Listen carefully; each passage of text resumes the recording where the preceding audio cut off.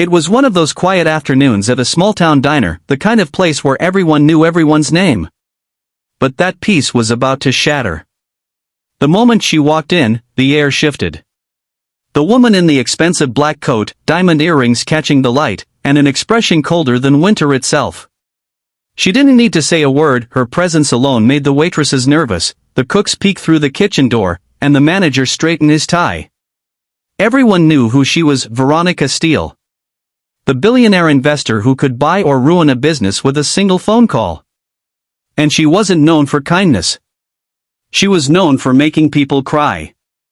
Hey everyone, welcome back to your channel name, where we share real and inspiring stories that remind us of the power of kindness and humanity. If you enjoy stories like this, make sure to subscribe, like, and comment below. Your support helps us bring more heartwarming stories to life. Now, let's dive into this incredible story of a single dad who stood firm against pride, and how his kindness melted a billionaire's heart.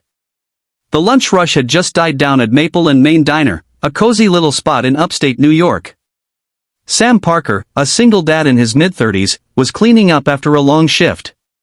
He worked double shifts almost every day, trying to make ends meet for himself and his 6-year-old daughter, Emma. Sam wasn't just any waiter, he was the kind of man who remembered every customer's order, who smiled even when his back ached, and who always found time to draw a little smiley face on Emma's lunch napkin before school. That afternoon, when the bell above the door jingled and Veronica Steele stepped in, the chatter in the diner faded instantly. The other waitresses exchanged worried glances. Everyone had heard the stories about her temper, her impossible standards, her rude comments about lazy workers. "Not it," whispered one waitress, ducking into the back. Another pretended to be on a phone call. The manager looked around helplessly, clutching his clipboard. And then his eyes landed on Sam. "Sam," he said quietly, "can you take her table? Please. Nobody else will." Sam sighed. He'd heard the stories too. But a table was a table, and he needed every tip he could get.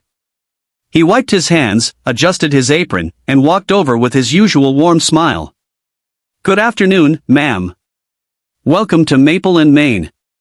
What can I get started for you today?" Veronica didn't look up from her phone. "I've been sitting here for 2 minutes already. Is this how you treat paying customers?" Sam kept his tone calm. "I apologize, ma'am. We've been a little busy, but I'll take good care of you." She looked up briefly, her eyes scanning him like a machine scanning a barcode. "Just get me a black coffee. Hot. Not warm.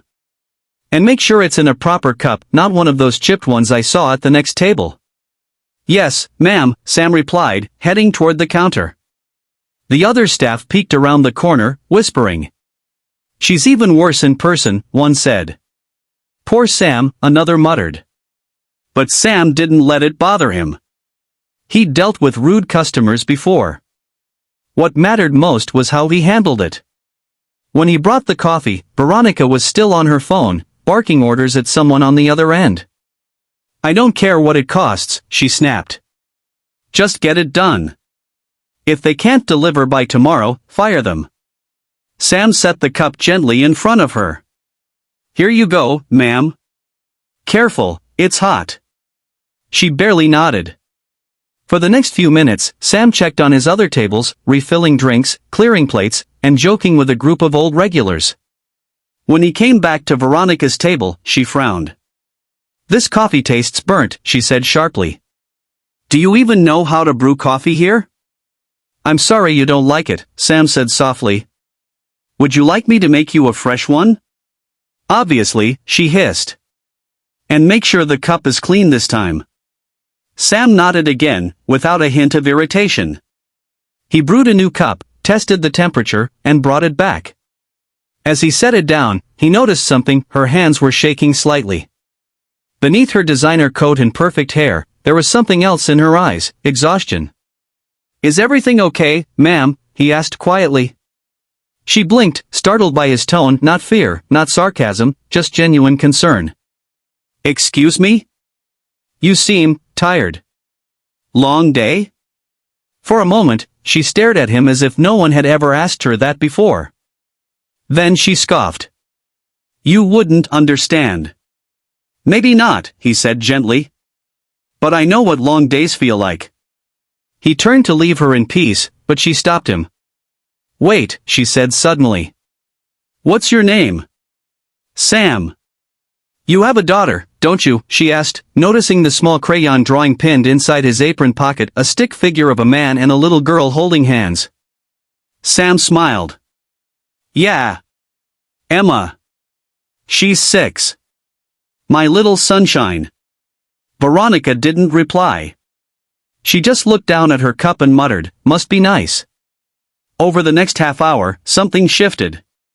Veronica didn't bark any more orders. She asked for a refill politely. She even thanked him quietly once. When Sam brought her check, she sat staring at it for a long moment. Finally, she asked, do you ever get tired of this? Of waiting tables? He smiled. Sometimes. But it's honest work. And it lets me be there for Emma. That's what matters most. Veronica sighed, her voice low. You're lucky you have someone to do it for. Sam didn't know what to say. So he just nodded, letting the silence speak. When she stood to leave, she slipped a thick envelope beneath the checkbook and walked out without another word. When Sam opened it, he froze. Inside was $5,000 in cash and a handwritten note. For your daughter. You reminded me that money can't buy peace, but kindness can give it back. V. Steele. The diner went silent. Even the manager couldn't believe it. The next day, Veronica returned. This time, she wasn't wearing diamonds. She was in jeans and a sweater, her hair tied back, her eyes softer. She sat at Sam's section again and ordered pancakes. When Sam approached, she smiled a real, warm smile. Morning, Sam. And please, just call me Veronica. Over breakfast, she opened up. Her husband had died 3 years ago. She had no children, no family close by. She'd built an empire but lost her joy along the way. People see the billionaire, she said, but not the lonely woman behind it. Sam listened without judgment. Sometimes, silence was the kindest response. From that day on, Veronica became a regular at the diner. She'd sit by the window, sip coffee, and sometimes bring small gifts for Emma, a children's book, a toy, a flower hair clip. And word spread. The woman everyone once feared was now known as Miss Veronica, the diner's most generous customer. She even invested in the diner, helping it expand and hire more local workers, but under one condition, that Sam stay as the head waiter. When the manager asked her why, she smiled. Because he treated me like a person when everyone else saw a problem. Weeks turned into months, and Veronica's visits became the heart of the diner's mornings. Sam never treated her differently, not as a billionaire, not as a benefactor, just as a friend. One afternoon, Veronica looked around the bustling diner filled with laughter, warmth, and the smell of fresh coffee and said, "Funny, isn't it? I used to think kindness was weakness. But it's the only thing that ever made me feel human again." Sam smiled.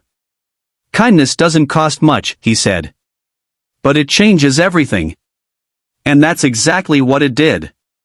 If this story touched your heart, take a moment today to show kindness to a stranger, a coworker, or someone you think doesn't deserve it. You never know how much they might need it. Don't forget to subscribe to your channel name, hit that like button, and share this story to spread the message of kindness across the world. Because sometimes, the smallest act of kindness can reach places money never could.